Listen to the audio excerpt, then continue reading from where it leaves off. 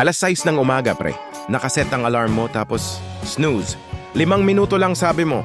Pero pre, pagmulat mo, tanghali na. Ganito na naman tayo, pre. Gusto mong magsimula ng bagong habit, mag-exercise, mag-ipon, o mag-aral ng bagong skill, pero laging may dahilan para hindi magsimula. Bukas na lang lagi at yun na nga, bukas na naman, pero walang nangyayari. Kaya pre, tandaan mo, hindi sa laki ng hakbang ang mahalaga, kundi ang lakas ng loob na magsimula, kahit maliit na hakbang lang. Aminin mo pre, normal lang na matakot. Takot magkamali, takot mawala ng oras, takot magmukhang tanga.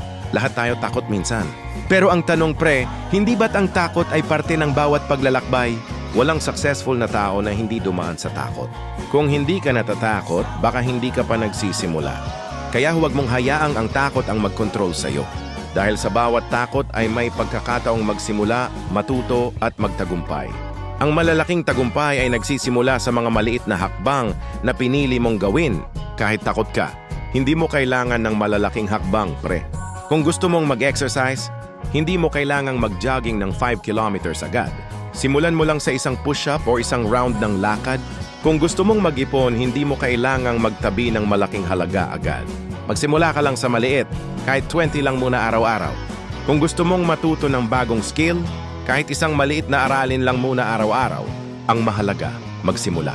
Kahit ang pinakamagandang journey ay nagsisimula sa isang simpleng hakbang. Sabi nga ng kantang, huwag kang matakot ng Eraserheads.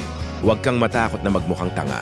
Oo, mahirap at nakakahiya minsan, pero normal lang yon. Ang mahalaga, nagsimula ka. Wala namang tagumpay na hindi dumaan sa pagkatalo.